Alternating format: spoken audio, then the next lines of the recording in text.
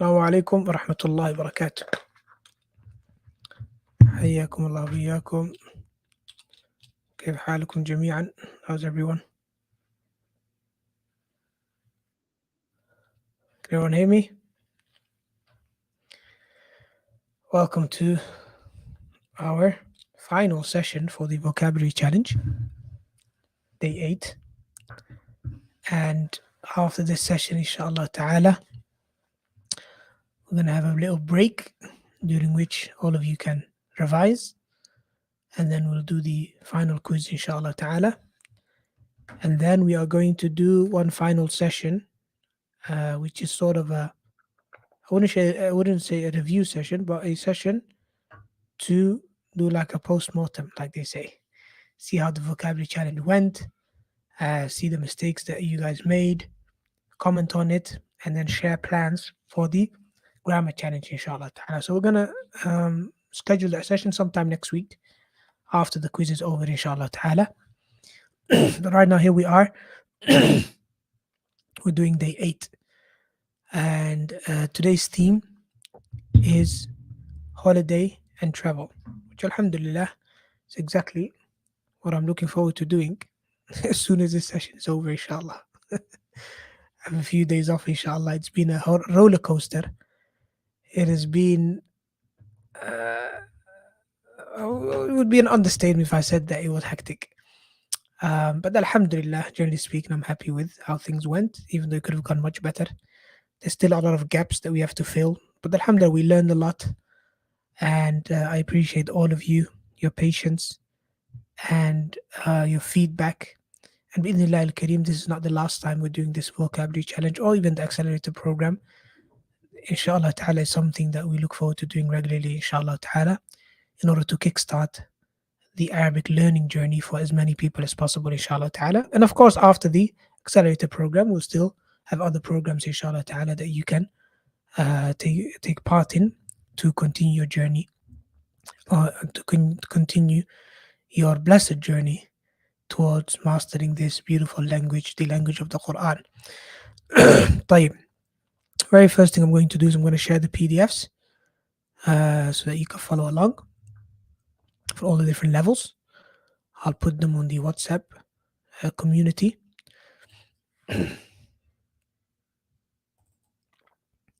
Bismillah. So we have level 1, 2, and 3.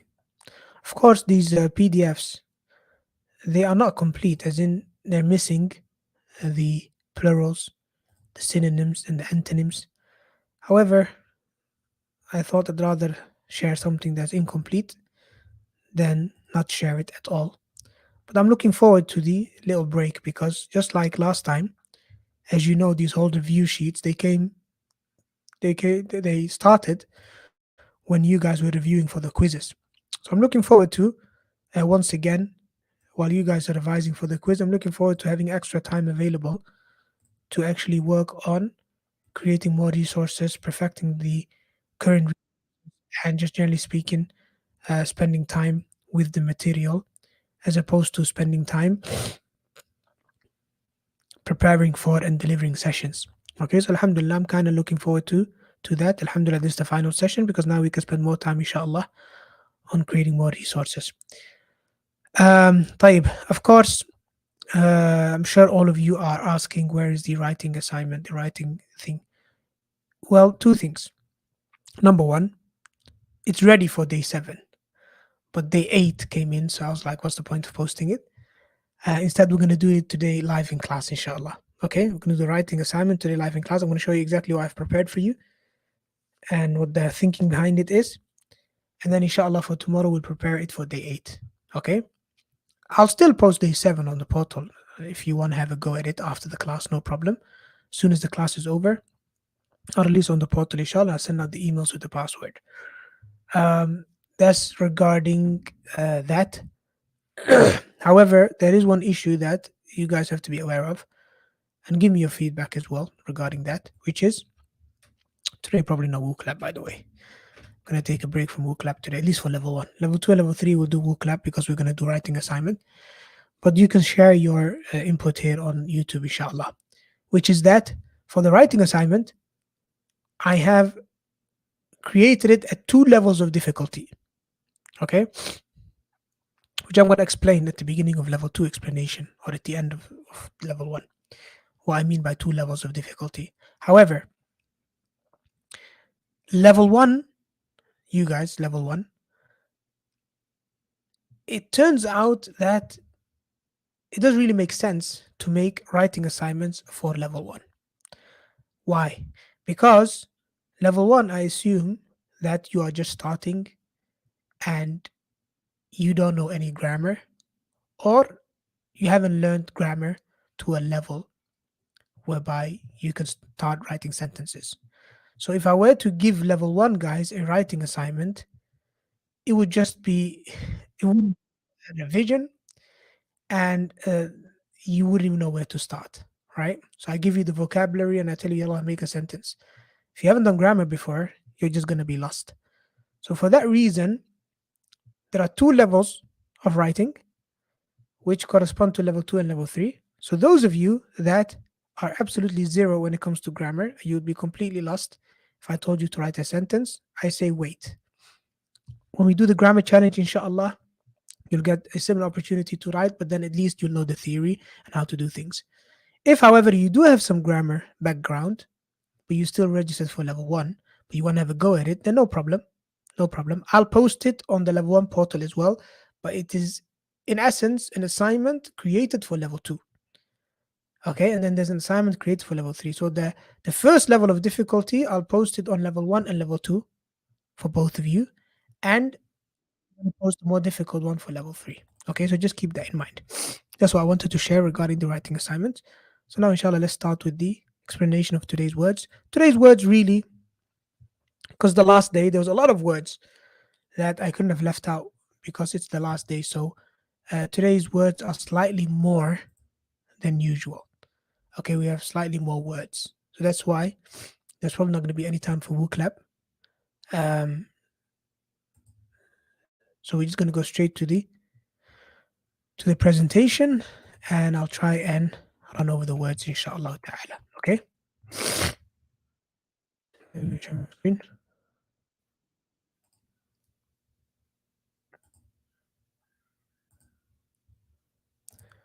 طيب.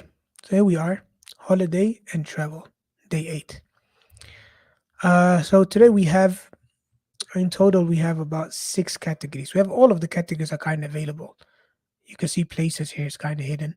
But we have persons, we have things, we have actions, we have concepts, times, and places. So we have the full lot, alhamdulillah. Okay, let's start with persons. So, what kind of um, persons do we have, or can we talk about when it comes to traveling? Right? Allah, for 10 seconds, 20 seconds, think about it.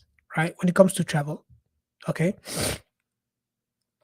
what kind of persons can you think about? Now, we have these people. First, we have Mudif host. Which makes sense. Why? Because if you're going to travel, you're most likely going to be hosted by someone, or even in the plane as well, there's going to be a ad host, right? So this is called in Arabic mudif. And we also have daif. So as you can see, these two things are connected. That's how Arabic is. Words with similar meanings or some kind of connection, they normally look alike. So we have mudif and daif. So mudif is the host, daif is the guest. So in English, they're two different words, but in Arabic, they're correlated because the host hosts the guest and the guest is a guest for the host. Okay, so mudif and daif. Okay, we all know the importance of looking after your guests, just like the Prophet Muhammad said, "Man kan yu'minu billah wal yawm al-akhir falyukrim ضيفه." Whoever believes in Allah and the last day, then let him honor his guest. ضيفه. طيب. Um, and of course, people who go on Hajj, they are considered to be what? ضيف الرحمن, or ضيوف الرحمن. The plural for ضيف is ضيوف. They're considered the guest of Ar-Rahman, then known as ضيوف الرحمن, which is the plural of ضيف, guest. Then we have the word Sa'id, which of course is something that I'm sure you'll be happy when you have a holiday, when you go to travel, right? Then we have musafir, traveler. Safir from the word safara, he traveled or to travel, and the verbal noun safar, travel. Okay, so traveler, musafir. And then obviously we have also qadim, qadim, which is one who is arriving. Qadim is one who is arriving. Um, so you might be arriving in a new place or whatever. We call it qadim. So you could say that about yourself. You can say ana qadimun min al-Riyadh. So if you go to a new country and someone asks you where are you from or where did you come from, you say ana qadimun. I'm one who is coming from. Um, so qadim can have multiple meanings actually. It can have many different meanings, but it could be understood as one who is arriving or one who's coming from a certain place. Okay, qadimun. Okay, those are the persons. Then how about the things? We have, of course, tadhkirah. You need that before you travel. We have khayma, which, some people they travel and they go to remote places, spend the night in a tent, camping basically. We have ta'ira, which is the vehicle or the where you're going to embark on to get to far places when you're traveling. We have surah. Aywa, surah. One thing that probably would not have been related to traveling and holidays maybe 50, 60 years ago. But this day and age, nobody travels or goes anywhere without taking pictures. Of course, you should only take pictures of things that don't have a soul. But you can take pictures of scenery, maybe the food you're eating or whatever. So surah, okay, for memories.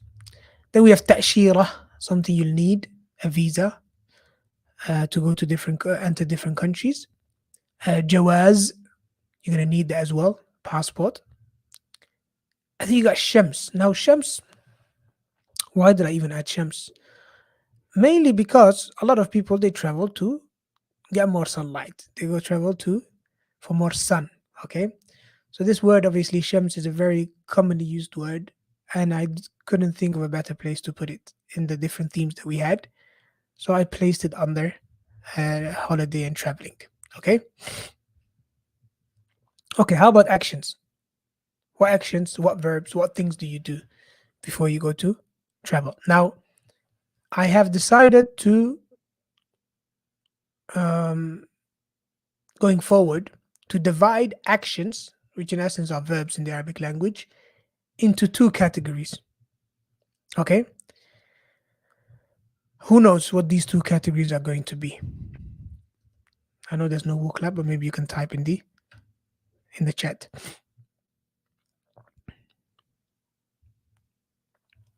ضعيف, ضيف and ضعيف are two different things. ضعيف means weak. Okay. ضيف means guest.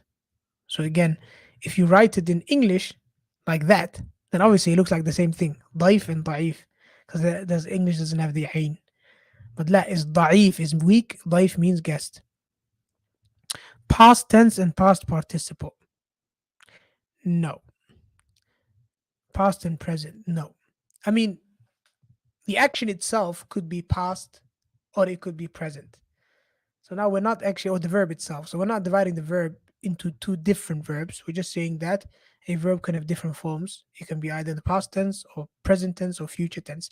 Those are forms of the verb, types of the verb. No, not types, the forms, different forms. But what I'm talking about here is types, like the verb itself, the actual past tense itself, or the present tense. Right at the beginning, you can divide into two groups.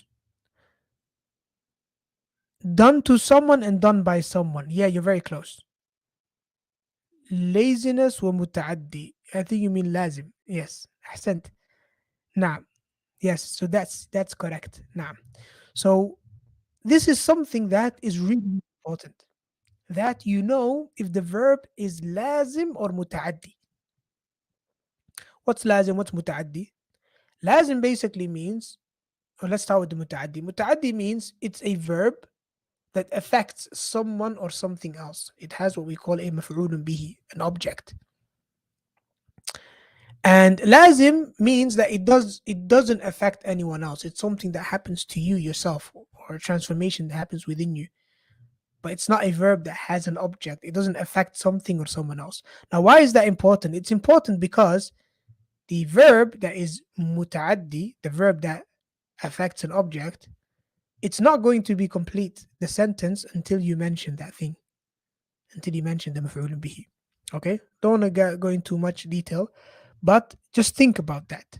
I'll give you two examples, but of course, right now we're going to have two lists of verbs anyway. Some that are lazim, some that are muta'addi, so you get a much better understanding of what I mean by this towards the end of this list. But I'll quickly give you two examples. Okay, so let's say one example is the famous example they always give in grammar, which is daraba, to hit. The reason they use this example, daraba Zaydun Amran and the likes, is because daraba is something that you can easily imagine affecting someone, right? When it comes to the verb hitting, someone is hitting, someone's getting hit, right? So that's a muta'addi. That's a verb that has to have an object. If you say, for example, Khalid hit, and you stop there, the sentence is not complete because there's going to be a question that's going to be asked. A question is going to pose itself, which is, who did he hit? And until you answer that question by mentioning it, your sentence is incomplete. However, if you have a verb such as, let's say, sleeping, okay, Muhammad slept. Now that's a complete sentence. Why? Because the verb to sleep or nama, it doesn't affect someone or something else. It's something you do yourself, by yourself, that doesn't affect someone else. All right? So we're going to have lazim and muta'addi, which in Arabic, which in English, of course, is called na'am, transitive and intransitive. Now, what they mean by transitive, some of you might think it's got something to do with transfer or something. La. It's got more to do with um, it affecting something else, right? Okay. Type. But forget the English terminology for it is not that important. Transitive, intransitive. What's important is that you remember the Arabic one, which is lazim and muta'addi. But for now, we're going to stick to the English, mainly because I haven't taught you this yet. This is part of the grammar. So we have transitive verbs and intransitive verbs. Let's start with the uh, transitive verbs, okay? Which are verbs that we said affect or that need an object. So rakiba, to embark, this verb is not going to be, or using this verb, if you mention that Muhammad embarked, the sentence is not going to be complete until you tell us what he embarked on. ركب الطائرة. ركب محمد الطائرة. Muhammad embarked on the plane. So he has to have an object. Then we have انتظر, which means to wait. Okay. This one is one of those verbs that either way. You can say انتظره, as in Muhammad waited for Ahmed. Yes. Or he just waited. انتظر Muhammad. So this one, there are some verbs sometimes that can go either way. غادر يغادر, which means to depart. غادر يغادر. So you have to depart a place. غادر المدينة. He is departed the city. وصل يصل, which means to arrive. Okay, so you need to arrive somewhere. سافر يسافر, which means to travel. Okay, these are intransitive, by the way. 1 minute, let me see what happened here. We have the transitives, yeah, of course, yeah. So only the first two, rakiba and intadara, were the transitive ones, and everything else are intransitive. Okay, everything else that we've mentioned so far are intransitive verbs, as in they don't have an object. Now, don't worry about it if you don't if you don't understand this 100%. It's just gonna come very handy when it comes to writing sentences. When it comes to writing sentences, this categorization is gonna be very handy. سافر يسافر, أقام يقيم, to reside. Okay. Now, if you say Muhammad resided or Khalid resides, you're gonna say to me, Ustad, the sentence still not complete. Therefore, this has to be a فعل متعدي. Why? Because the sentence is not complete, Ustad. I need to know where he is residing. Well, I say to you, well, the verb is still lazim, right? And true that the sentence is not complete, but what completes the sentence is a phrase, which is in Riyadh or in Mecca. In other words, it has an indirect object. Okay, that's what we call indirect object. In other words, in Arabic, we don't call them maf'ulun bihi. It's jar majrur. It's a preposition followed by a place. So this sentence is not going to be complete until I tell you where he resided, but that's not going to be the direct object. Okay, that's what we call uh, jar majrur. Okay, so when we say lazim mutaaddi, we mean by that it has to have a direct object. Which again, when we learn grammar, we'll learn what we mean by that. It's called maf'ulun bihi. It has a specific haraka at the end. And one of the most important things when it comes to sentences, Arabic sentence structure, is to differentiate between the subject, the person who did it, and the object, the person it got done to. One of the most important things when it comes to understanding a sentence or writing a sentence. You have to be clear whenever you mention a verb, you have to be clear who did that verb, who the fa'il is, and you have to be clear who or what the maf'ulun bihi is. How are you clear? You do that with Arabic grammar, which is a topic for later, inshallah. Okay, some concepts related to traveling. We have happiness, of course, like we said, surur, or sa'ad as well. They both mean happiness. Safar, travel. Hajj, reservation. Okay, reservation. Of course, you're going to say to me, Ustad, what's the difference between this and the whole list you mentioned earlier when it comes to things? Well, things are concrete things, things you can touch, things you can feel, things you can see, like ticket, passport, right? Those things we mentioned earlier are physical things. But concepts, I always tell you that these are abstract concepts. They are things you can't really touch or feel. They are meanings, abstract meanings, right? They're not objects. So a reservation, what's the difference between tadhkira and reservation? Well, tadhkira is something physical, whereas hajj reservation is not. Iqama, residence. And you might say again, Ustad, what's the significance of having these two different types of categories? I explained that last time when we talked about different categories. There is a major significance in terms of grammar, in terms of your understanding of the sentence and your usage of the different words. There's a major difference. Okay. So there are certain things in grammar that relate to physical things that don't relate to concepts. Okay. Mainly the concepts is one of the biggest differences, which is that these concepts, most of them are verbal nouns. Most of them have a verb that is connected to it. Okay, so hajaza, which means to book, hajzan is reservation. Okay, safar, travel, safara, to travel. So most of these are verbal nouns that have verbs attached to them.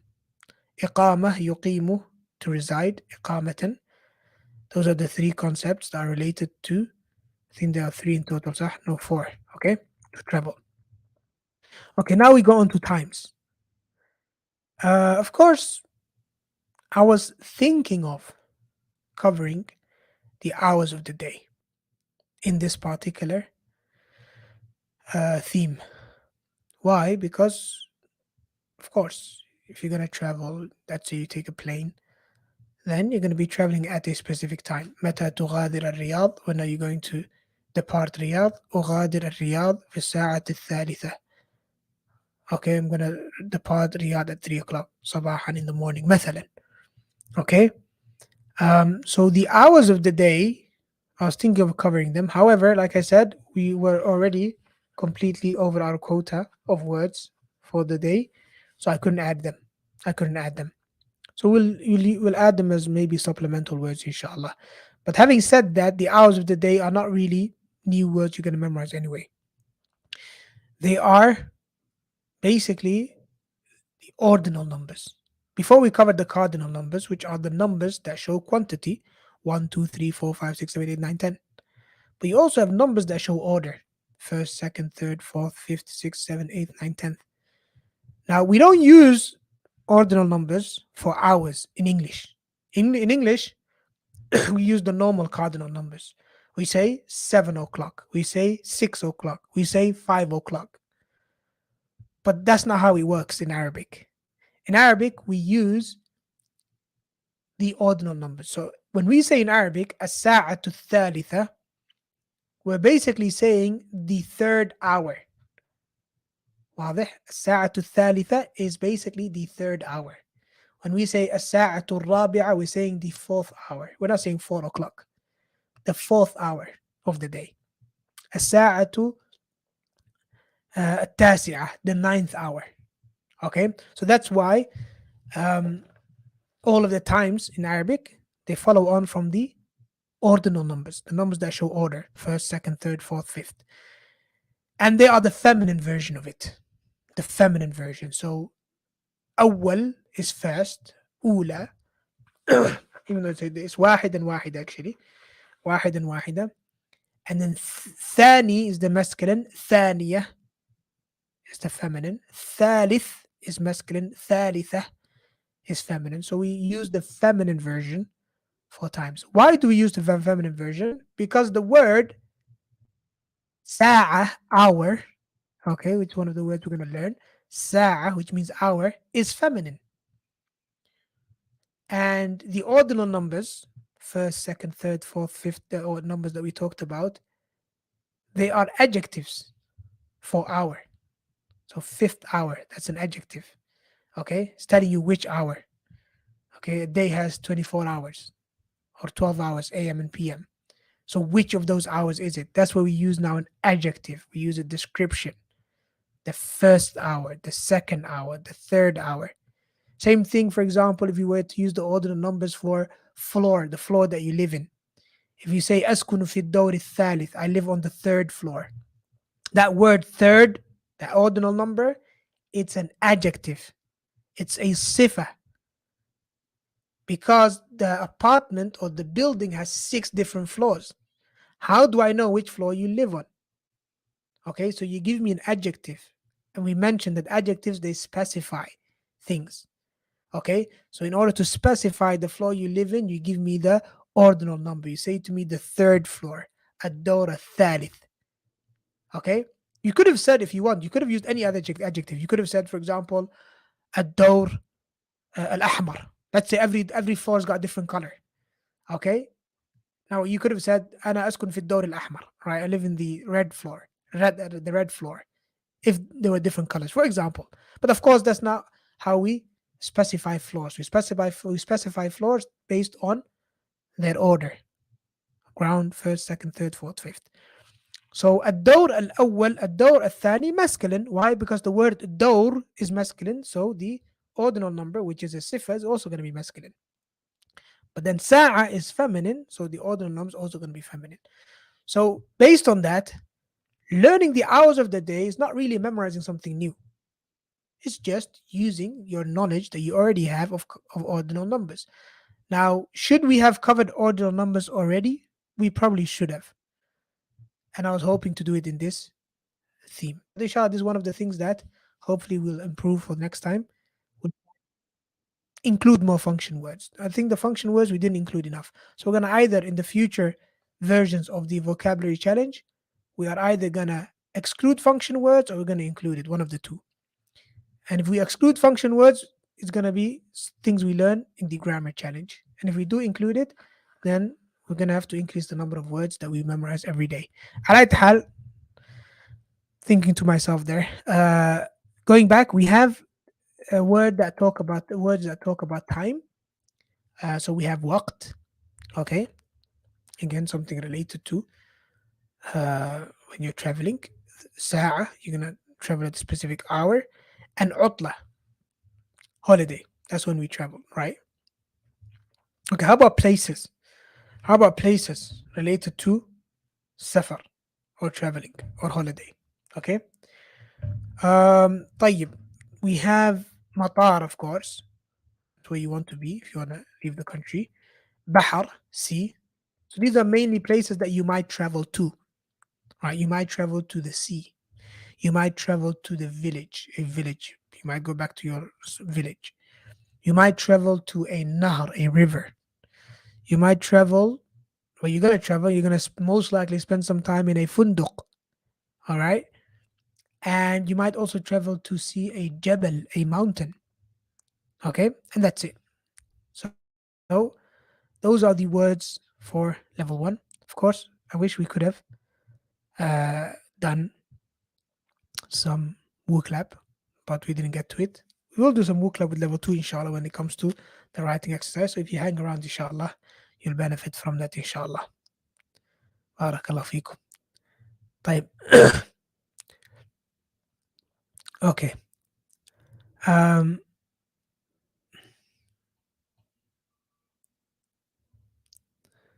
now, okay, so let's start with level two, inshallah. Ahlan wa sahlan. Level two students, if you're joining us. If level one students want to hang around, I'll try not to be too long with level two explanation. If they want to hang around in order to do some writing practice, then ahlan wa sahlan. You can do so, inshallah ta'ala. So I'm going to quickly go over the words. And I explained earlier at the beginning regarding the writing exercises. I said that they are actually ready, but the session kicked in and we're covering new words. So I said to myself, I might as well prepare new writing assignments tomorrow for the new words. I was hoping to get it done in the morning. I never managed to, but they are ready now. So we're going to do it, inshallah ta'ala, at the end once I explain all of the words. Okay. And when we get to explanation, that's when I'll share the WooClap code. Okay. But right now, we're going to quickly cover the words for level two. We are doing topic theme for today is travel and holiday. Two things that go together, travel and holiday. Okay. Of course, we already covered a lot of words with level one. Let's cover a few more words that are specific to level two, inshallah ta'ala. Bismillah.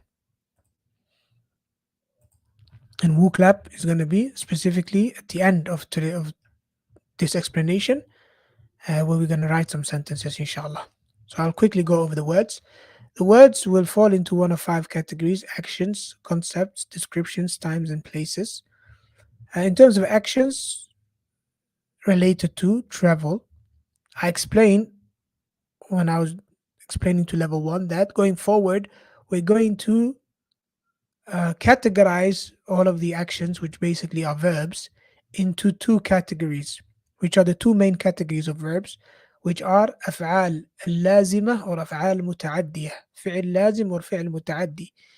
In English, they call that transitive or intransitive verbs, i.e., verbs that have a direct object and verbs that don't. And I explained for 5 minutes this concept to level one, and I assume that you guys in level two know what's meant by that.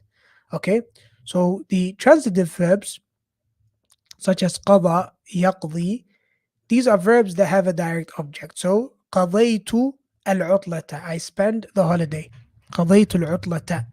See, عطلة is مفعول به. It's a direct object of this verb قضى.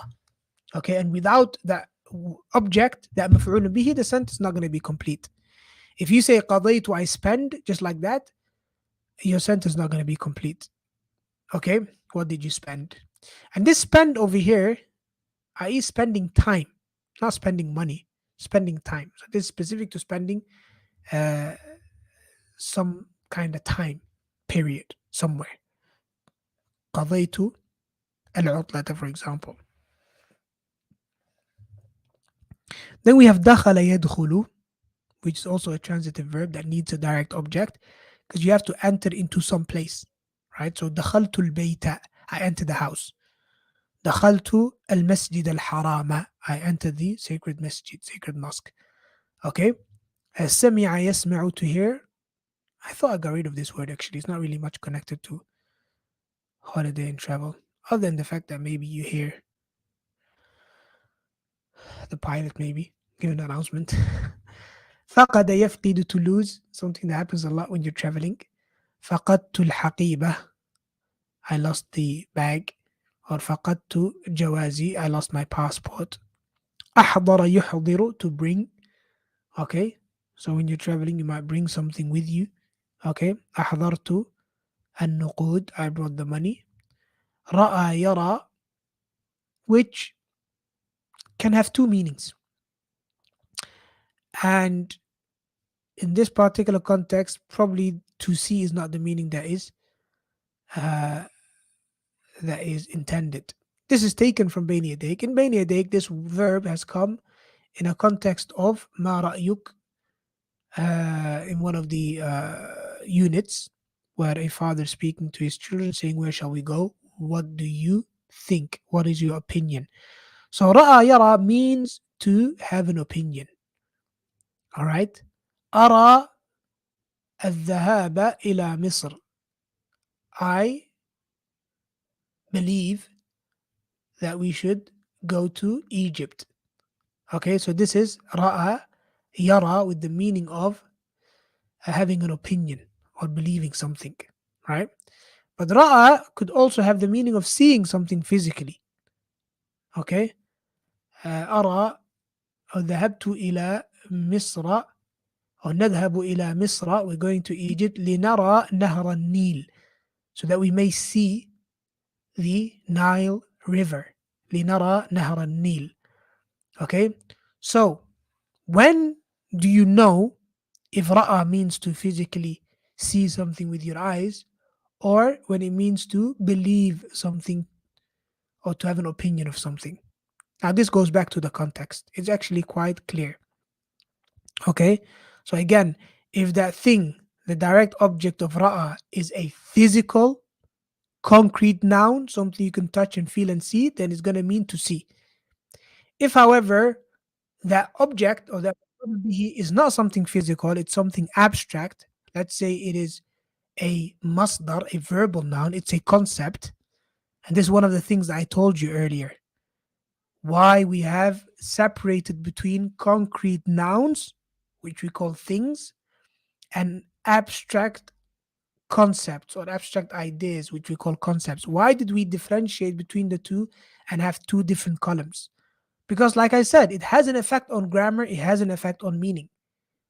If this word ra'a comes before, or it has a direct object in maf'ulun bihi, and that maf'ulun bihi is something physical, a thing, then it means to see with your eyes. If however, if that thing is a concept or an abstract idea, then that doesn't mean to see with your eyes. It doesn't make sense. If you say, for example, أرى الذهاب إلى مصر, which literally would translate to I see that we go to Misr. Now this, to go or going, that's not a physical thing. It's a verbal noun. It's a concept. The act of going to Egypt. It's an idea. Okay, so you can't see that. You can't be like, I see that. No, that now has to mean I believe that we should go to Misr. That's my opinion. واضح? That's why رأى يرى رأيا. رأيا. So when we come to the verbal noun, رأى يرى رأيا, that means opinion. But when it comes to seeing with your eyes, رأى يرى رؤية, that's vision. رؤية. واضح? So رأي and رؤية, they're two different verbal nouns for the same verb, which is رأى. But depending on the meaning. If the meaning is to see with your eyes, is رؤية. And if the meaning is to have an opinion, then it is رأي. واضح? These are some of the intricacies of the language that are very interesting, but at the same time you have to pay attention to. And these are also some of the intricacies that don't really need this long explanation, right? Something that you pick up, you understand, something that you just you get it if you look at the context of the sentence. But I just thought I would take this opportunity to show you the importance of categorizing these words, because when it comes to making sentences, the way you structure your sentence really depends on what type of word you're using.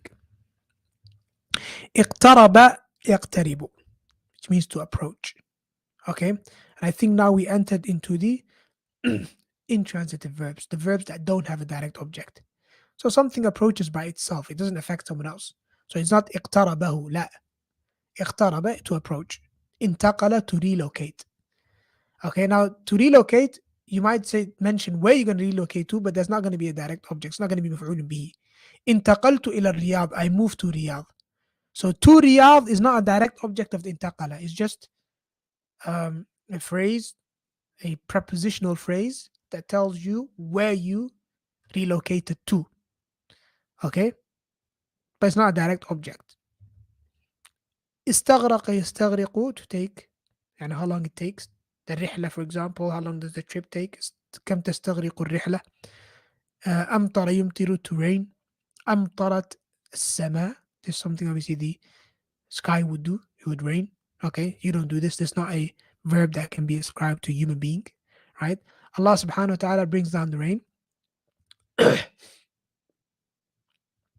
Okay, but it can also be ascribed to the sky. Of course, Allah being the one that brings the rain, but the rain coming from the sky. You can say تمطر السماء. Sky is raining, or وهكذا. Doesn't make sense in English, but it makes sense in Arabic. طيب, concepts. We have some concepts that are related to traveling, such as تأكيد, confirmation. You would make تأكيد of al-Hajj, of the reservation. تأكيد al-Hajj. رأي, which is opinion, and رؤية, which is vision, like we said. رحلة, trip. خروج, exit. We have خروج and دخول, which of course, خروج, you would exit a country. دخول, you would enter another country. And also, if you couple this with visa, then you have entry visa and exit visa.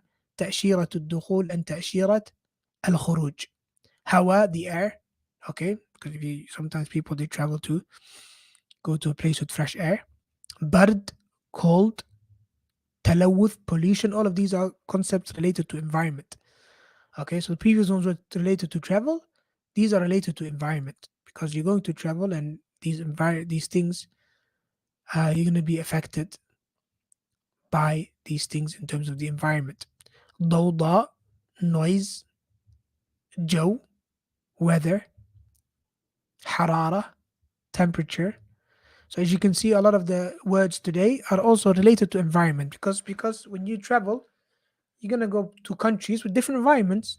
They're gonna have different temperatures, different weather. Some places are gonna have a lot of ضوضاء, a lot of noise, a lot of تلوث, pollution, وهكذا. How about descriptions, stuff that we can use? Now we have descriptions we can use for the environment. We have descriptions we can use for the temperature. Okay, so about the environment, we can say that it is hadi, calm. Or we can say mubtal, if you're in a wet environment. Okay, the floor or anything around you might be wet, or even your clothes as well. Mubtal. Or you can say naqi, which means pure. Al hawa'u naqi, the air is pure. Okay, in terms of temperature, you can say har, hot. So about temperature, you can say that it is either har, or you can say it's barid. الجو حار or الجو بارد. Or you can say الجو دافئ, which is warm. Or you can also say معتدل, moderate.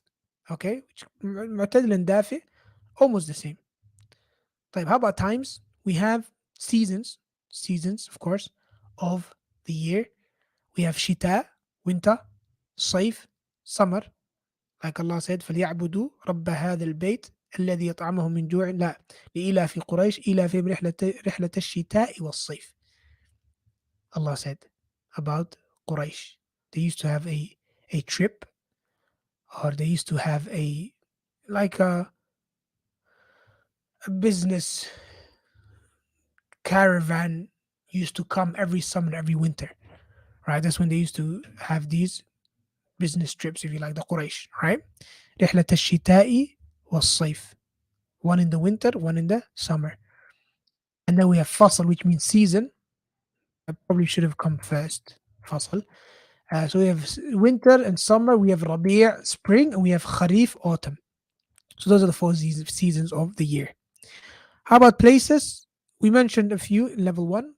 These are some that are still left. We have sama, sky. Yeah, sama is a place, isn't it? That's the best place I could find for it. Sama. Mazra'ah, farm. You might travel to the farm. متحف, museum, or also called متحف, museum. Bar. Bar is the opposite of bahr. So you have land and sea. Bar. But in Saudi Arabia or these countries, sometimes they also use it to mean going to the outskirts of a city. They call it bar as well. But it literally means land. Like if they say نذهب إلى البر, they mean let's go to the outskirts of the city. Open land. Okay? let's get away from the inner city life. Shati, beach, or you can also say Shati al Bahr. Okay, both. Shati literally means something right at the end. Okay, so Shati al Bahr is like beach. Kharij, outside, that's a place, right? نذهب إلى الخارج. We're going to go outside. Barakallahu fikum. So those are the words. Okay? طيب. ممتاز. Now I'm going to share with you WooClap link and we're going to do some writing, inshallah. Before you guys get here.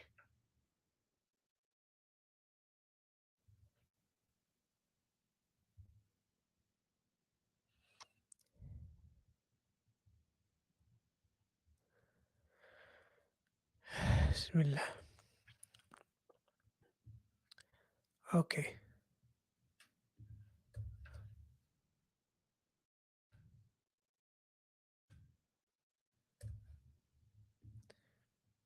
Let me share the link.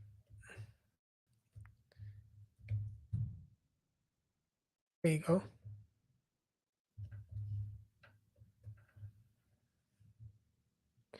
What's the difference between two verbs for each word? If you mean when it comes to verbs, we have something like intaqala, yantaqilu, then one is the past tense and one is the present tense. Okay, so in Arabic, the present tense doesn't always follow a specific rule. I mean, it does for the most part. So the present tense, the possibilities are not many. You could either have a dhamma in the middle, a fatha in the middle, or a kasra in the middle. So let's say daraba yadribu. It could either be yadribu, yadrabu, or yadrubu, for example.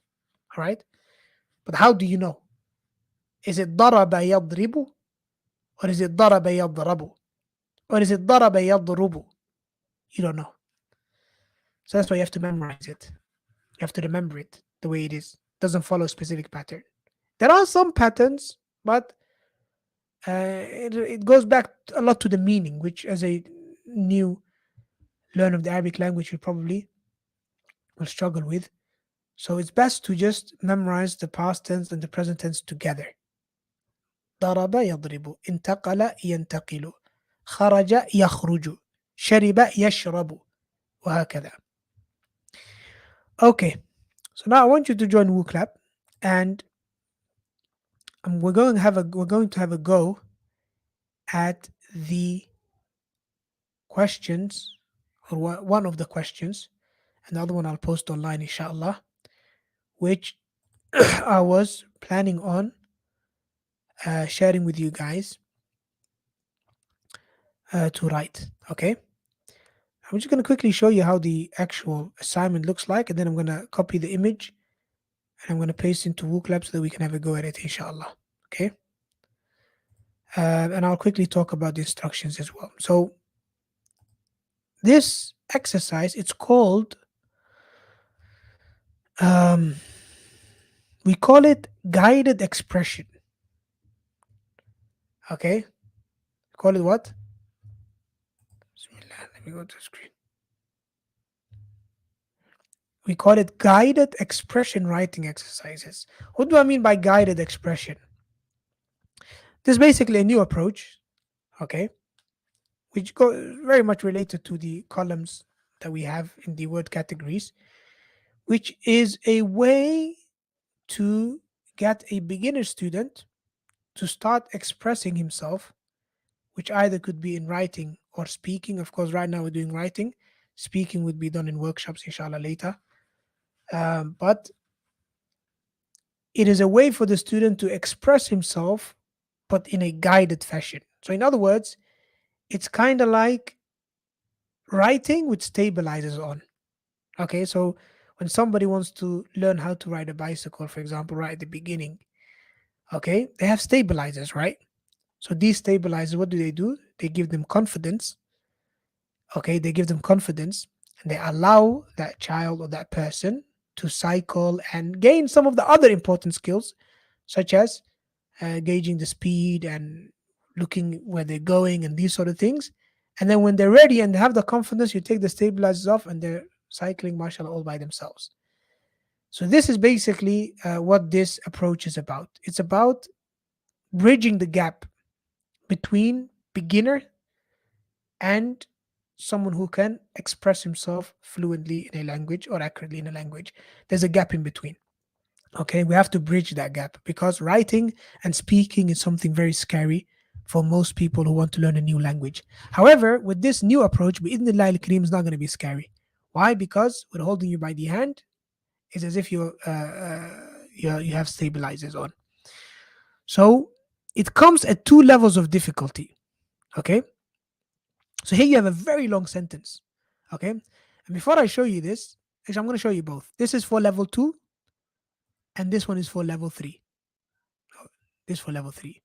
Okay, and it's kind of like the same sentence almost. Yes, but there's a difference.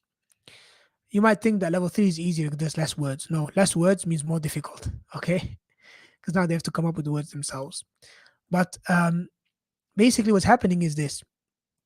I'm going to show you the difference between level 3 and level 2. Let me show you. Okay, both of them you're writing a sentence. Okay, but at two different levels of difficulty. I had a little table that I prepared to show you the difference. Let's see if I can find it.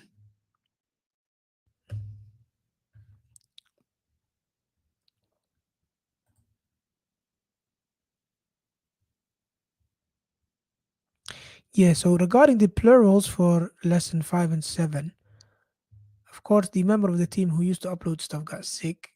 I never really got the chance to take his place. Alhamdulillah, he's getting better now. He's posted everything else, but I think the plurals are missing. And there was some bit of miscommunication as well. So we are aware of that, inshallah, and we will rectify it ASAP. So sorry about that. Also, that one day, which I think was 2 days ago, when that brother was sick and I had to take his place and try and post things, I made a mistake.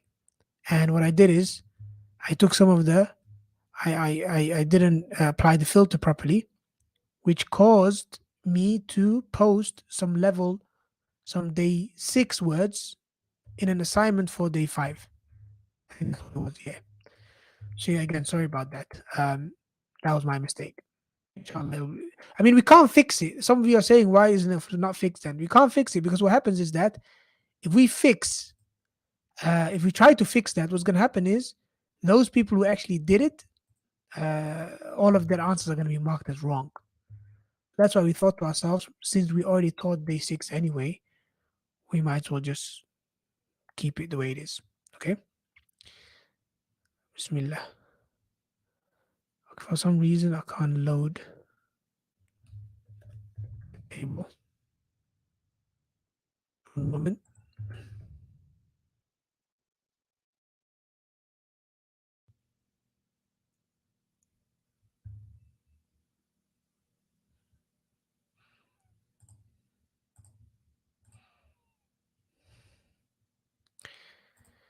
Lost that.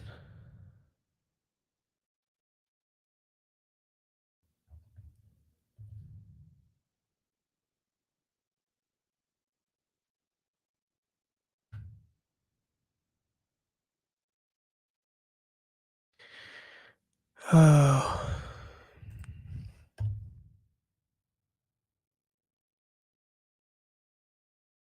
Let's see if that's wrong with the website. 1 minute.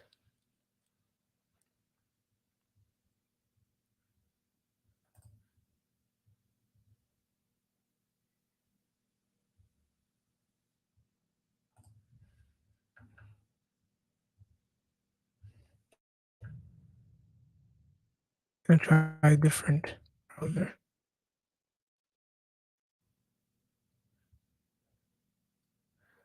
Okay, so this a different browser works. 1 second then. Let me log in quickly.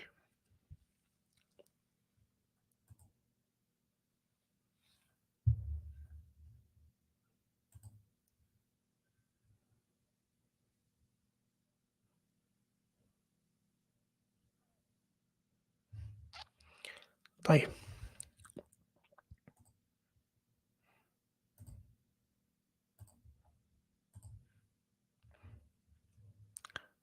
What's the difference between lada and ma'a? Lada means possession, Okay, it gives the meaning of possession, whereas ma'a gives the meaning of being with, even if there's no possession, right? So if you say, for example, أنا مع محمد or أنا مع خالد, I'm with Khalid, that means you're together, but there's no meaning of possession. Whereas if you say لدى محمد kitab, it means Muhammad has a book. So that shows you possession. Okay? Okay, even the other browser is not working. Okay, I'll get you guys to start writing, inshallah, and then meanwhile I'll try to fix this. Okay, so go to WooClap. I'll share the link with you. And write sentence using the words below, okay? I'm gonna add the picture as well. Now, you're gonna get a few things. The picture gives you a few things. It gives you, number one, the English translation, okay? And then it also gives you the words, right? And the reason it gives you the English translation is because I'm expecting you to write exactly the sentence that I've written as well. That's the challenge basically for level 2. Level 3, their challenge is they write, as long as they write the correct sentence is fine. But level 2, I'm going to give you more help, but then I expect you also to write the sentence correctly. Okay? طيب.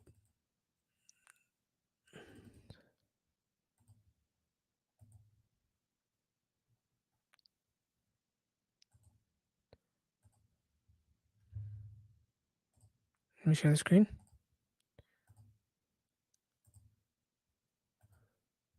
Okay, so here is this what you have. So you have Adil is not able to swim at school tomorrow with the severe pain in his 2 ears. Okay, so I've given you all of the words, but that doesn't mean I've given you a grammatically correct sentence. You've got all the words, they're in the correct order, okay, but your job right now is to make sure you change each word so that it's grammatically correct. So here, for example, you have the verb istata'a. Now, istata'a, that is past tense, right? But this sentence is future tense, so you have to conjugate. Then for the other words, do you use alif lam, yes or no? For example, you have some things that are connected to a word, such as pronouns, such as his, which here, as you can see, is red. Anything in red basically means that word is not here. Okay, it's not part of these words. You have to add it yourself or keep it out depending on the language. Okay, but these words are not represented. These red ones are not represented within here. And this is mainly the case when that word is a word that connects to another word, such as pronouns. Okay, so you have to fit that pronoun in and use the correct pronoun. Okay, um, do you use alif lam or not? Using the pronouns and all sorts of things that you have to think about, even when it comes to plural as well. Every word that I've given you here, it is how you would find it in a dictionary, which means it is going to be masculine and it's going to be singular. So if you have a plural, then you need to make sure that you um, update and change the word, if you like, in order to reflect that it is plural or dual or anything else. So this, as you can see, is what I would call a true grammar exercise. Okay, because I've completely isolated grammar from vocabulary. And I know that you're probably going to say, Ustad, didn't you say we should learn grammar and vocabulary hand in hand? Yes, we should learn them hand in hand, which we're doing right now. I've taught you the vocab for vocab, and in the grammar challenge, I'm going to teach you the grammar rules. We're learning them together. Okay, they're going to be hand in hand, as in, I make sure that when you, whatever grammar sentence I get you to write, it does not include words that you don't know. Okay, and I make sure that when I'm teaching you words, I'm also teaching you their grammatical attributes. So we're teaching grammar and vocab together. So the vocabulary challenge has some grammar aspects to it. The grammar challenge is built on the vocabulary words that we've done in the vocabulary challenge.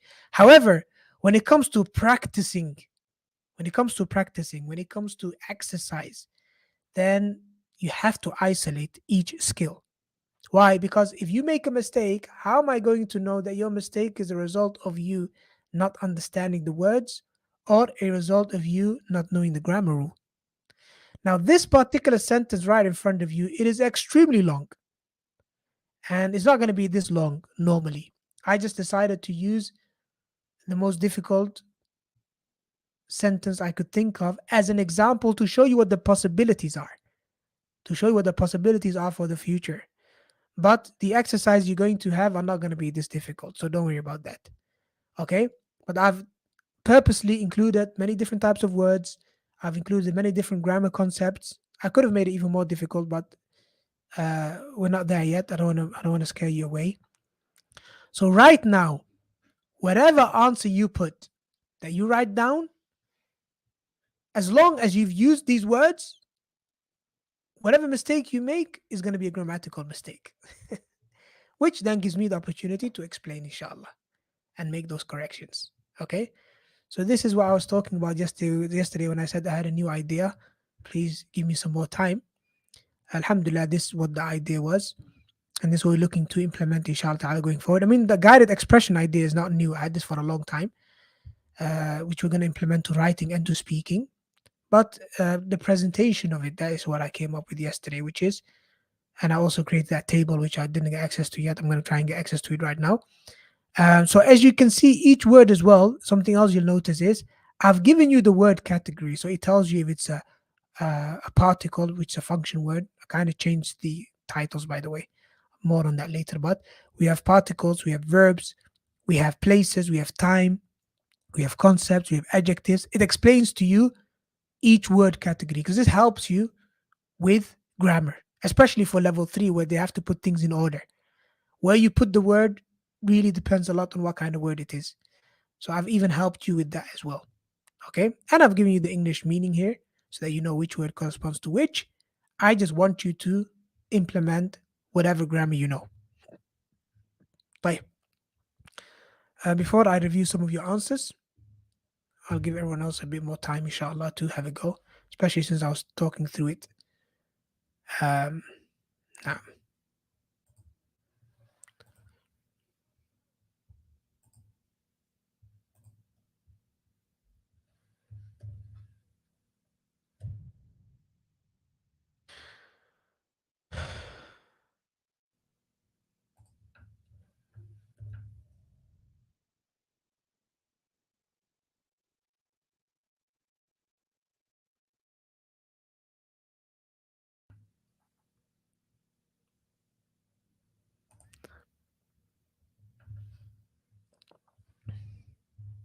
Oh, don't add any harakat, by the way. Don't add any harakat. Okay, so do not add any harakat.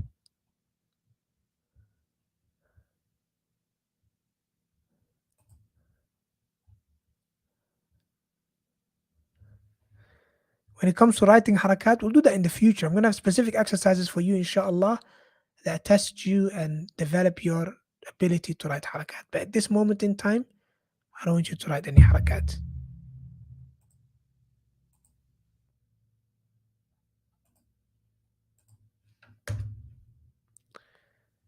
Allah Ustad.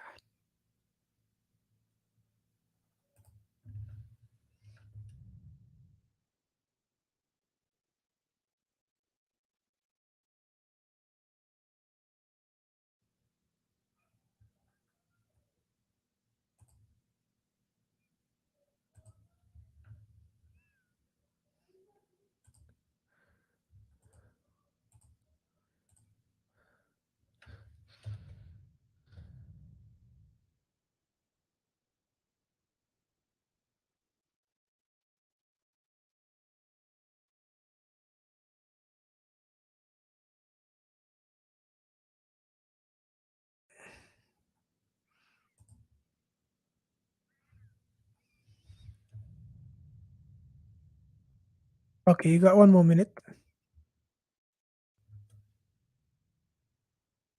which I'm going to explain, inshallah.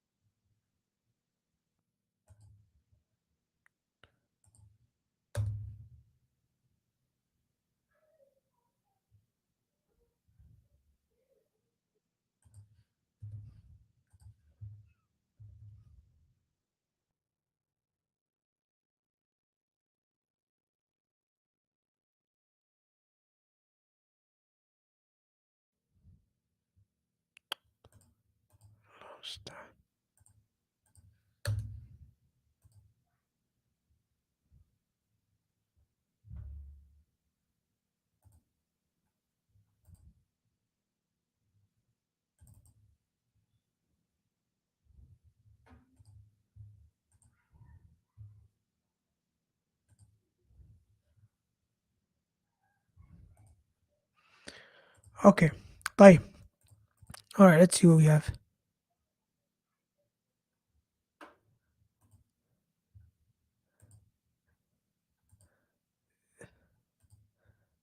Someone said, "Do you forgive me, Ustad?" No, of course, brother. Allah يحفظك. There's no issue. Allah يبارك فيك. I think he's relating to some of the messages. طيب, we have, mashallah, a lot of answers here. I'm going to stop taking in new answers. And what I'm going to do is I'm going to include the correct answer so they can be graded. Let's see how many of you got it right. Okay. Um, so the correct answer, I had actually copied it before.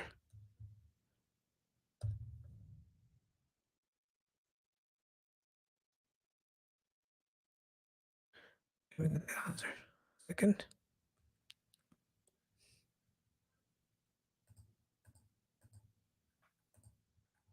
So the correct answer is لا يستطيع عادل السباحة في المدرسة غدا مع الألم الشديد في أذنيه.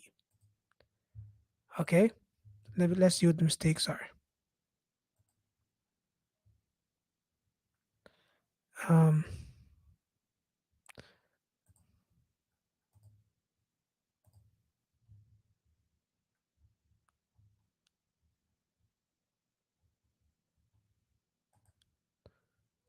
okay, so I say 6% of you got it right, but I think that probably it's maybe because of some spelling mistakes here and there. Okay, but let's look at the answers in more detail. بسم الله. لا يستطيع عادل السباحة في المدرسة غدا مع الألم الشديد في أذنيه. Let's look at some of the answers. We have غدا لا يستطيع. Now I don't know why you changed the order. I told you the words are already in order. They're already in order. Okay.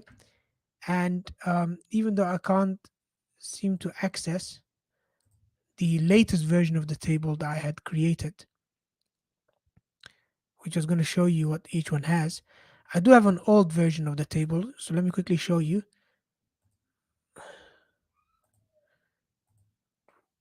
What's required of you. This is actually an old version, okay? So there are some changes I've made because level 1 is not included anymore, okay? So basically for level 2, I've given you the word category. They're in order. I've given you the translation and the function words. Now these three things I don't give it to level 3. I've given them to level 2, okay? So the sentence already in the correct order, okay? And I also give you translation and the function words, okay? So don't change the order of the sentence. Do not change the order of the sentence. Stick to the order it's already in, okay? So that's one mistake. لا يستطيع. So here, as you can see, it's a mistake in verb conjugation. يستطاع. No, it's يستطيع. Okay, here someone said لا تستطيع. That's wrong because عادل is masculine. تستطيع is for feminine. Okay, so again, يستطاع, a similar mistake. Here we have لن يستطيع, which would have been correct. Would have been correct if it wasn't for the fact I already gave you the word لا. Because la and len kind of mean the same thing. It's just that len also gives the added meaning of future tense. Okay? But if you look at the image, I already gave you la. So why are you writing len? Okay, so that's why you got it wrong. So again, عادل, لا يستطيع عادل. Who's got that? لا يستطيع, لا ستستطاع. Again, wrong. Okay? Let's look at the other ones. Here we have عادل لن يكون قادرا. لا يا شيخ. الله يهديك. I'm giving you the verbs already. استطاع. Why are you writing لن يكون قادرا? Okay, that's for level 3. Level 3 you can write whatever you like as long as you stick to the words I've given you. But here, in order to get the correct answer, and Alhamdulillah, I'm doing this live right now to explain all these mistakes because I'm sure if I posted this exercise on the portal right away, a lot of you would have made these kind of silly mistakes, which, and I'm calling them silly because you're not following the instructions I've given you. I gave you simple instructions. I said to you, use these words. Okay.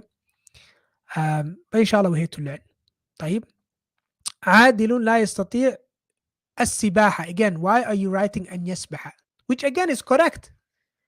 Is correct because السباحة is the verbal noun. أن يسبح is what we call, it has مصدر مؤول, which is the سباحة.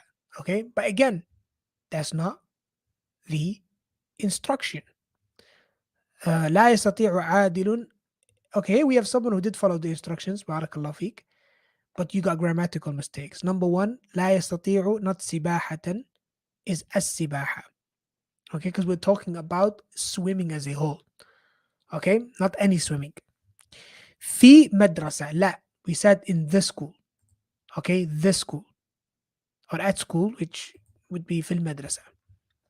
Because, okay, you might say, Ustad, you didn't say this school, which is correct. So how do I know it should have L or not? Because, and this is a mistake that a lot of people they make. A lot of people they make this in English, which is not adding the alif lam means any school. So this would now translate to Adil is not able to swim in any school tomorrow. So not writing the alif lam changes the meaning to any school. Okay. Again, if I try and explain everything here right now, it's going to turn into a long grammar session. But the point is, as you can see, there are so many learning opportunities here. Then we have غدا مع ألم شديد. لا, مع الألم الشديد. Because I didn't say with any pain, I said with the severe pain. So مع الألم الشديد. This you got correct, alhamdulillah. في أذنيه. أحسنت. And I don't think many of you got this right. في أذنيه. Why? Because it's dual. Two ears. I said two ears. So أذنيه. Okay, and it's أذنيه, not أذنا, because it is majrur. And the noon, we got rid of the noon. It's normally أذنين, but we got rid of the noon because it is mudaf. So just in this one word, there's like 3 grammar concepts you need to remember. Okay, في أذنيه. So that's well done for getting that right. So here someone wrote في أذنينه. لا, we got rid of the noon at the end. As you can see, subhanAllah, so much to be learned, so many learning opportunities in here. If I had more time, this wasn't a live session, I could sit down, I could go through these answers, I could categorize them together. On every single word, I can probably explain maybe 3-4 common mistakes that people made just on each word. طيب. So alhamdulillah, that's the benefit of this exercise. And right now we're going to quickly go through the level 3 words, and then we're going to do a similar exercise with level 3, but it's going to be different. How is it going to be different? You're not going to have a translation. You're not going to have the function words. You have to come up with them yourself. And thirdly, the words are not going to be in order. And I'm going to give you another sentence, by the way, not the same sentence we just done. I'm going to give you another sentence for level 3. So those of you that want to have a go at that, inshallah, hang around until the end. I'm just quickly going to go over the words for level 3. I actually don't even feel like going over them really, but actually I'm going to go over the PDF. I'm not even going to show you the PowerPoint slide. I'm going to quickly just skim over them on the PDF, and then we're going to do the writing exercise, inshallah. Okay. طيب. What do you guys think?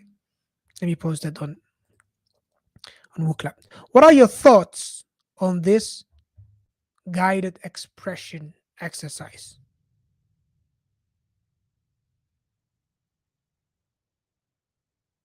Let me just call it guided expression approach, because this is an approach we're going to use for writing and for speaking as well. There's a very similar approach for speaking as well, where you get the words and then you need to make a sentence, but it's going to be in a workshop where the teacher corrects you live without having to wait for it to be marked. Okay. So now, don't just tell me how much you love it, inshallah, or how much you hate it, but tell me why. What did you like about it the most? Barakallah fikum.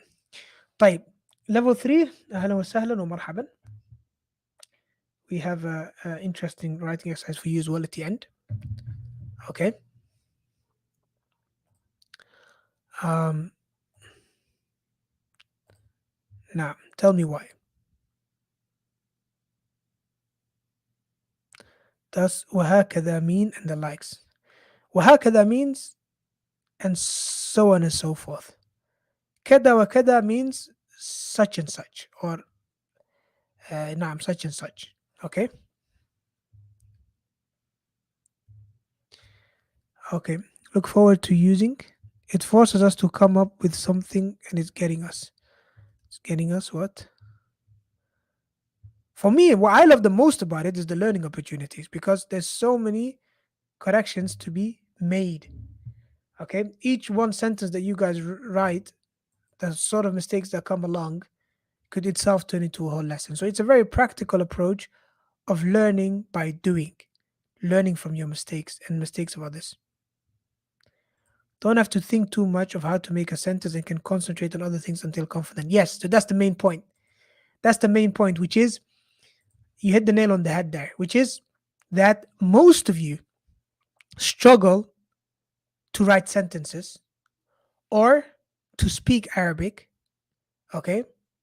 Mainly because of the creativity involved more than the actual technical aspects of it. So, what do I mean by that? For example, if I say to you right now, just like that, without any prompts, any words, I say to you, write me a sentence in Arabic, you're more than likely going to struggle because of the creativity that's involved, as in coming up with the words. What shall I talk about? What shall I say? It's kind of like a writer's block, which even in your native tongue, you'd struggle with that. If I say to you right now, write me a sentence in English, you'd still struggle unless I tell you what to write about. Okay? Unless I give you a very clear prompt. So this kind of gets rid of the creative side of things, no creativity involved. And it also gets rid of the vocabulary, as in not knowing what vocab to use or not recalling the correct vocabulary. Vocabulary has its place. So it completely isolates grammar. This is, I found, a way to be the best way to isolate grammar because now you're literally, uh, whatever mistake you make, like I showed you, well, apart from not following instructions, that will be fixed over time. Whatever mistakes that you guys made, they are grammar mistakes. Now, okay. طيب, بارك الله فيكم. Level 3, the words I have for you this week or today, this day, this theme, it's about uh, holiday and traveling. Okay. As you can see, these are the level 1 and level 2 words that we've covered. We mentioned persons and things. We're not going to cover that for level 3. But obviously, everything in level 1 and 2 is also included in level 3. But some of the new words that you guys have are number 1, you have some more traveling concepts such as wusul, arrival, intidar, wait. And these are basically verbal nouns taken from the verbs from the nouns we already have. Okay? Or taken from the verbs we already have. So we have these verbs over here. What are the verbal nouns for these verbs? So انتظر ينتظر انتظارا, wait or waiting. وصل يصل وصولا, اقترب يقترب اقترابا, وهكذا. انتقالا, قضاء, ركوبا, and so on and so forth. Then we also have some other words that are connected to the environment, such as ibtilal, wetness, or buruda, coldness. Again, extra words taken from the other words that we have. And we also have a lot of extra verbs for you guys. And these verbs, like I said, they are taken from the derived nouns. So again, we have here descriptions, and we have persons. Okay? All of these words, these descriptions and these persons, and even some of the things as well, they are taken from verbs because Arabic is a language that has ishtiqaq. You take nouns or you create nouns from verbs. Okay, so the person who does istidafa, okay, is the guest or the host, right? And we have the person who does sa'id yas'adu, who's happy, he is sa'id. And the person who does safar, who does the act of traveling, he's a musafir, traveler. So here we have those verbs, okay? Those verbs that these nouns are taken from. So we have خرج يخرج خروجا سعيد يسعد سعادة فهو سعيد طار يطير. This comes from the word طائرة, which is the tool to fly. And سافر يسافر سفرا, or فهو مسافر. قدم يقدم, to arrive. فهو قادم. تلوث or تلوث from التلوث, and ابتل from becoming wet. نعم. طيب, those are the words for level 3.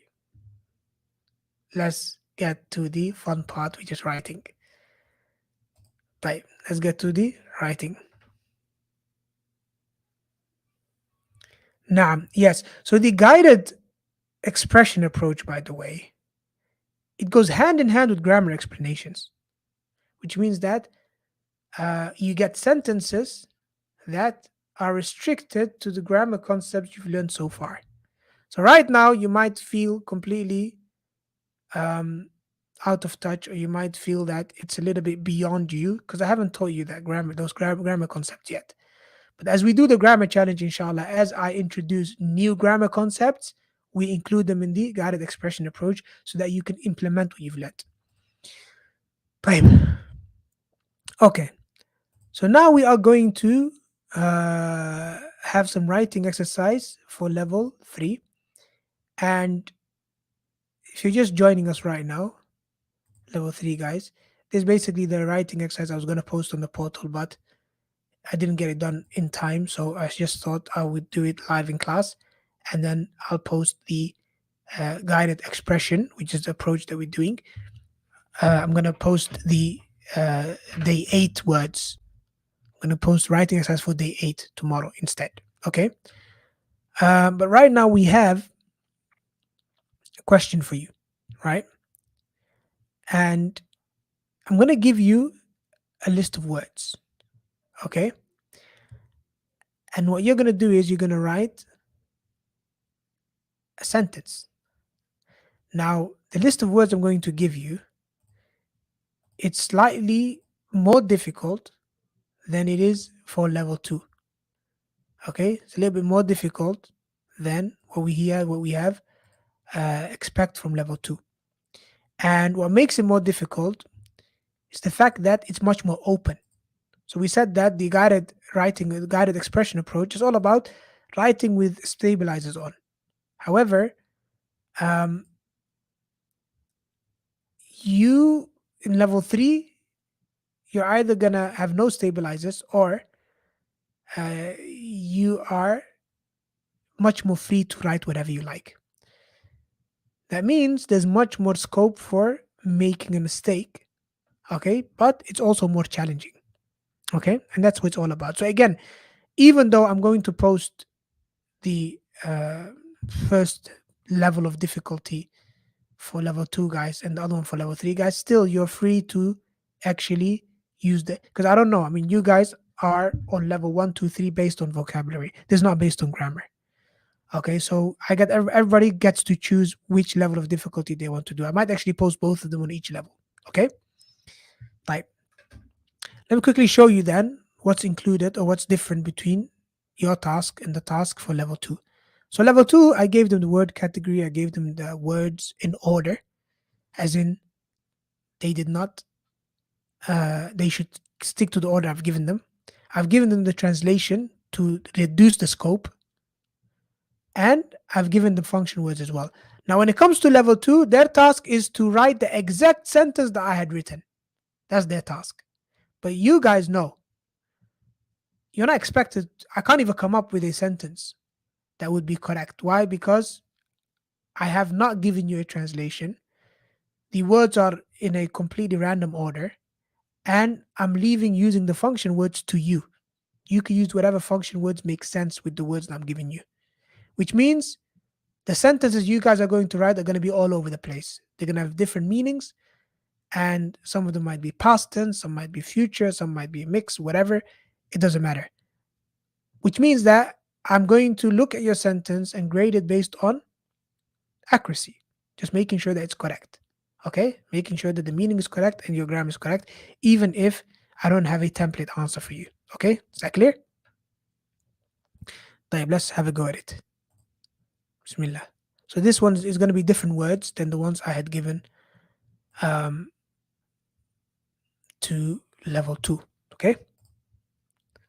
So write a sentence using the words in the picture. Bismillah. Don't be afraid. Nothing to be afraid of. We're here to learn. Bismillah. It's there on WooClap. Let me share the WooClap link again in case you joined us late.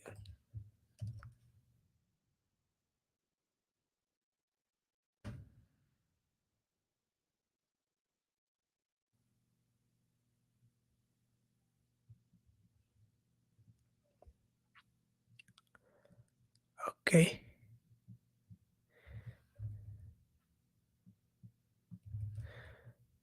Bismillah. Let me share the screen. Okay, so here, these are the words that you have. You have qalb, mumarasa, marad, sabab, salama, riyada, kabir, and kathir. This is not easy. It's not easy by any means.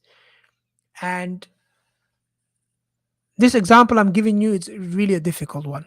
I promise you that the examples on the portal are not going to be as difficult. Okay, but this is just to show you the possibilities. I've done the same thing with level 2. I made it extra difficult to show you the possibilities, not that I expect you to be at this level. This sentence itself has 5 concepts or 5 verbal nouns. That itself is very um, unusual. It has no verbs, yes, and it's got 2 adjectives, right, and 1 object. However, I guarantee you, you can come up with a grammatically correct sentence. If I had put the words in order, would have probably been easier, right? But like I said, I'm here to stretch you, to test you, and see what you're capable of. So, Bismillah, Samillah, put your trust in Allah, and give it a go, inshallah. Now, if I were to ask you guys to write it in English, you'd probably not struggle as much. Even though even in English the possibilities are many, but if I said to you, oh, by the way, sorry, Kabir and Kathir, I forgot to add the answer. I forgot to add the meanings actually. Kabir means big, Kathir means many. But I'm sure you know the meaning anyway. But I forgot to add the meanings there. So we have heart, practice, sickness, reason, safety, sport, big, and many. Now again, these words are in their default state. This is how you'd find them in the dictionary, which means they are masculine and they are singular. So, based on the sentence you're writing, you might need to make the word feminine for agreement purposes, and you might need to make the word plural. So, don't think that you're stuck to the singular word here. La. You can use any form of the verb, of the word. You can make it plural, you can make it feminine, you can make it definite or indefinite. You can add the alif lam or you can leave it out, depending on what the sentence requires. Also, do not forget that it does not include any function words. You're gonna have to use some function words here for the sentence to make sense. You're gonna have to use some huruf. La budda. You're gonna have to use some huruf. But you're gonna have to come up with those huruf yourself. واضح? And inshallah, once you guys are done and after I review some of your answers, I'm gonna show you the sentence I took this from. Okay?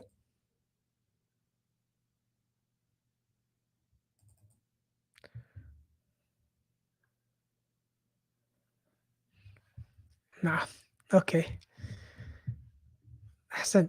لا أستطيع, he said. Make sure you add Hamza over here. Otherwise, it's going to be a command tense. لا أستطيع ممارسة الرياضة. أحسنت. طيب. I'm not able to practice sports كثيرا a lot. Why? بسبب المرض. because of the disease في قلبي, in my heart. فإنه. So here فإنه, it's three function words. The fa, the inna, and the ha. I allow that. I'm allowing you to use whatever function words you want, as long as you don't introduce new nouns and new verbs that are not part of these words. وليس, ليس also, I can accept ليس because it's kind of a function word. But why did you add the word Salim?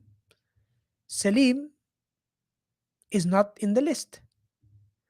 We got Salama, but not Salim. Salama and Salim are two different words. So you lose the mark over here. Okay. لا أستطيع, otherwise mashallah is a great sentence. بسبب المرض في قلبي فإنه كبير. يعني we don't really call مرض كبير. المرض, we describe it with خطير, not with كبير. We don't say a big disease. We say a dangerous disease. وليس سليم. Now when you say وليس سليم, I assume you're referring back to قلب and not the مرض, of course. And my heart is not sound. Okay. هناك العديد. Now this is a new word. Not allowed. هناك is also a new word. Not allowed. هناك العديد من الأسباب لممارسة الرياضة للحفاظ على صحة القلب. Now look, you just went completely cowboy here. You added your own words, number one, and you did not use all of the words that I've given you. Not allowed. Not allowed. Okay? If I wanted you to just write me a sentence about heart and mumarasa, I would have done so. But la, this is here to stretch you. You have to work hard. You have to think hard. You have to make it work with what I've given you. Make it work with these words. And you can. I'll show you that you can. Okay? I basically wrote the sentence and then I excluded things. So the sentence is actually taken from a completely correct, grammatically correct full sentence, which I'm going to show you in a moment. صحة, I didn't mention صحة, did I? No, I didn't mention صحة. I mentioned سلامة. طيب. لا يمكنني, again a new word, ممارسة الكثير من الرياضة لسلامة قلبي والسبب إنه كبير وأنا مريض جدا. The problem is that your heart is big, يعني your heart is enlarged. الله المستعان. Allah protect us. طيب. أنا كبير وقلبي في سلامة. Okay. أنا, I can consider it to be a function word, no problem. It's a pronoun.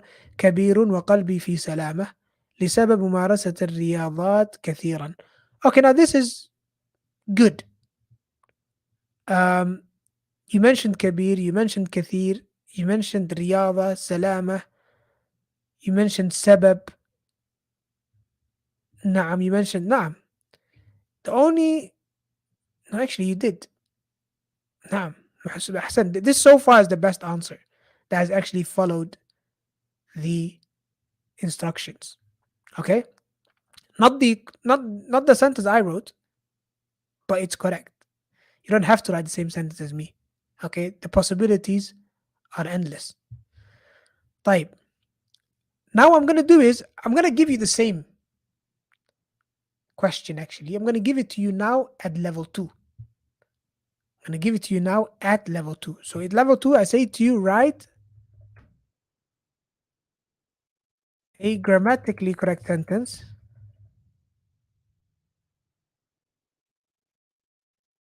by using the words in the picture in the order provided. Don't change the order of words. Okay, so now I'm going to upload a complete sentence that I had, but it's not going to have the what's called the inflectional affixes. It's not going to have the actual grammar things added to it. So there's no alif lam added to it. All the words are by default masculine, by default singular. Okay, so you still have a lot of work to do in terms of grammar, but this is how level 2 gets to do it. I give them the translation, I give them the words that in order, I give them the function words, but you just need to make sure you get the grammar right. Okay, so this is at level 2 level. Let's see how you guys do now. Okay, the previous one, level 3 one, I knew the word, I know the sentence was a bit difficult, but what I was disappointed was what I was disappointed by wasn't really the sentences you guys wrote, because the sentences you guys wrote were very good and they were grammatically correct, but you guys did not follow the instructions. You did not follow the instructions. Okay. So here we have, sorry if I skipped an answer. Sorry about that. Um, Here we have um, the actual sentence that I had in mind, which is practicing sport is a big reason for the safety of the heart from many diseases. طيب. And now I've given you every single word, but you need to uh, get it right grammatically. So this is at level 2. So level 2 students who have patiently hanged around, you get to have a second chance. You can try this again, inshallah. How to improve the quality of the screen is blurry for me. You go to YouTube settings and increase the quality of the video. Go to YouTube settings and increase the quality of the video.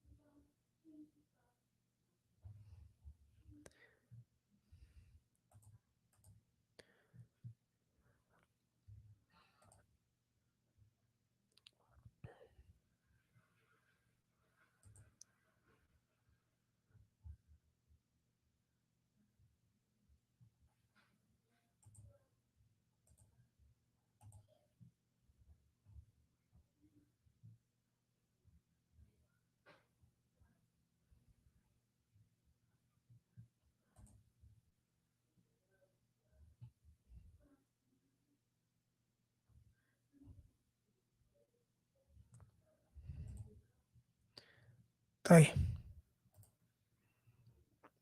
We got our first answer coming in.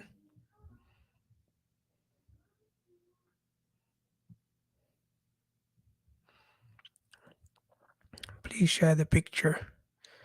I don't know how to share it really. I don't work lab. Can make it bigger. There it is. Of course, I know online live is a bit difficult. You're under pressure, but inshallah, when it's up in the portal, you'll have enough. You'll have all the time you need to come up with the correct answer. Inshallah. Okay.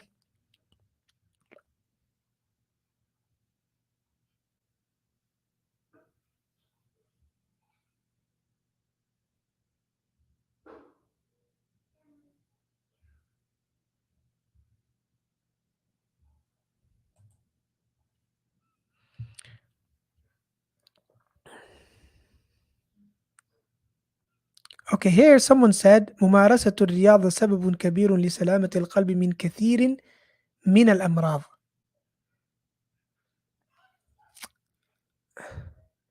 No, because you changed the order. مرض came before كثير. So I kinda made it easy for you. Okay.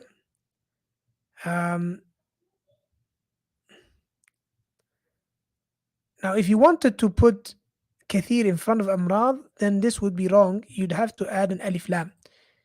من الكثير لسلامة القلب من الكثير من الأمراض. Okay. طيب. Let's see what the other answers are.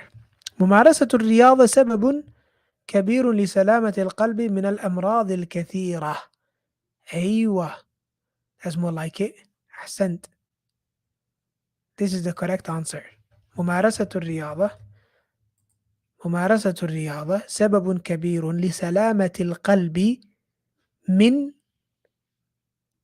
أمراض كثيرة or من الأمراض الكثيرة. Both of them would be fine. Okay. Okay. من الأمراض الكثيرة أمراض كثيرة. Both of them would be fine. ممارسة الرياضة ألف لام سبب not بسبب. سبب كبير لسلامة القلب, not للسلامة. لا, this مضاف مضاف إليه, so the سلامة can't have ألف لام. All of that will be explained later. لسلامة القلب من أمراض كثيرة, has to be feminine. Why? Because أمراض is جمع غير عاقل, is a plural of inanimate plural or inanimate things, which means we have to refer to the singular female. نعم. لسلامة القلبين. لا, why قلبين? Why two hearts? I don't know who's got two hearts. We all have one heart. لسلامة القلب. Okay. نعم. وهكذا. So basically, as you can see, every mistake that has been made is a grammar mistake. As long as you follow the instructions, you use the words in front of you, and you just changed the grammatical affixes to the word, what's added, what's not added, then any mistakes that result are actually grammar mistakes. Like that's how basically level 2 practices, inshallah. This is practice for level 2. Okay, so now as we have done an example of level 3, an example of level 2, the choice is yours. The choice is yours, which one you want to have a go at. Okay, I'm actually going to post both of them, inshallah. Okay, I'm not gonna call it level 2 or level 3. I'm just gonna call it difficulty level 1 or difficulty 1 and difficulty 2. Okay, you can choose which level you want to have a go at, inshallah. Okay, but try to only have a go at one, by the way. Don't do both. Don't do both, because once you do one exercise, it's kind of going to give you the answers for the next one. And also, if everybody does both exercises, we're going to be overwhelmed. We will not be able to mark everybody's work. Okay, hayakumullah. طيب, with that, we come to the end of the vocabulary challenge sessions. The challenge is not over yet. You still have a lot of revision to do, and you have a quiz to submit. So I'm going to take the opportunity to rest first for a day or two, and then I will work on providing more resources. I'm going to finally get time to create more games. I just didn't get a chance for it. Get more time to create more games, inshallah. I'm going to, inshallah, as well, fix up the review sheets because I've done most of them in a hurry. They need some corrections here and there. We'll take the opportunity as well to upload the sheets for the synonyms and the antonyms. We make sure all the plurals are uploaded as well. Of course, then we got the task of preparing the quiz as well. So there's a lot of tasks ahead of us, and there's a lot of tasks ahead of you.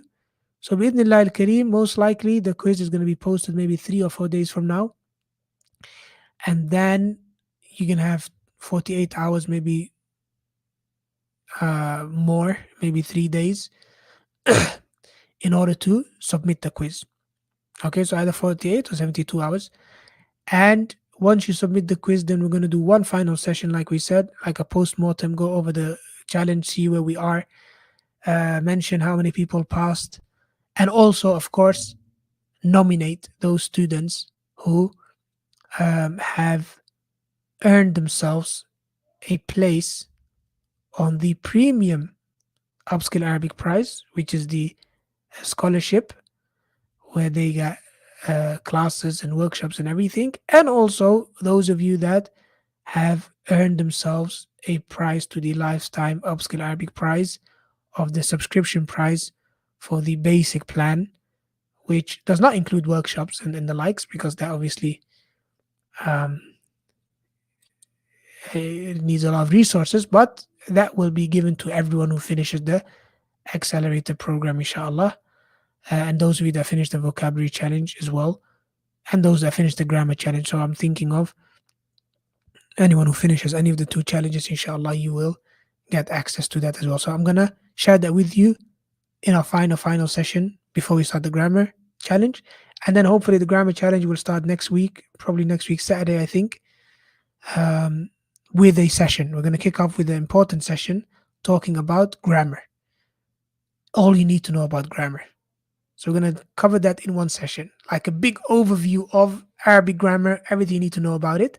Just like we did for this whole program, we did one big session talking about the strategies to learn Arabic. That one is going to be specific to grammar. And then we're going to do the different grammar challenge sessions along with the resources and the exercises, which should last about 2 weeks, inshallah. And then after that, we will take the next steps, inshallah. Don't forget to like and subscribe, of course. I should have said that at the beginning of the video. Comment, come back, share your takeaways. I'm eager to know as well what you thought about the guided expression approach. Share that in the comments, inshallah, on YouTube when you come back. And I look forward to seeing all of you, inshallah ta'ala, roughly 3 or 4 days from now, inshallah. Maybe 5 days. I'll share it on the channel anyway and on the WhatsApp groups. So keep an eye on that. Uh, Again, congratulations for making it this far, making it till the end. All of you know that we started these sessions with hundreds and hundreds of viewers, but then, as it's well known, okay, from experience, um, only the most dedicated students make it till the end. And inshallah, all of you that are listening to me right now, live or watching the replay, you are one of them. Alhamdulillah. This is one step in the right direction. We're not done. We're only getting started. And make the most of the days and times that you have to revise. The quiz is going to be slightly more difficult than the midterm quiz, of course. Final quizzes include all of the words. And then, inshallah, we're going to start the grammar challenge. And I promise you that the grammar challenge is even more exciting, more fun, more challenging, and much more fulfilling than the vocabulary challenge, because the grammar challenge is built on all of your hard work that you've put forth so far. And that's where everything comes together. So during the grammar challenge, you will see how much progress you've made. During the grammar challenge, inshallah, you will see that you are gaining practical skills, and hopefully you will notice that your comprehension of the language is improving on a day-to-day basis. Of course, not to a level whereby now you understand everything, but hopefully you will start to understand things slowly but surely, which will give you confidence. And believe me, it's that confidence, and I've said this many times before, is that confidence that you have that you can do it, that confidence that you have that you're making progress, that confidence that you have that the end is in sight, or it's possible. When you see light at the end of the tunnel, that's what will keep you going, inshallah. That's what will ensure that you will not have another failed attempt as many people have had. That will ensure that you will not give up on this great, noble endeavor and this goal that you have, which is a very noble goal, a goal that pleases Allah subhanahu wa ta'ala, inshallah, which is to learn the Arabic language, the language of the Quran, so that one day you can understand the Quran for yourself, you can understand the speech of the Prophet Muhammad sallallahu alaihi wasallam for yourself, you can listen to the scholars yourself, benefit yourself, open books, find answers to those nagging questions that you have without having to rely on a translator بإذن الله الكريم. هذا والله أعلم. صلى الله وسلم على نبينا محمد. Assalamu alaikum wa rahmatullahi wa barakatuh. I look forward to seeing all of you, inshallah ta'ala, in a few days. Okay? Work hard. Hayyakumullah. Assalamu alaikum.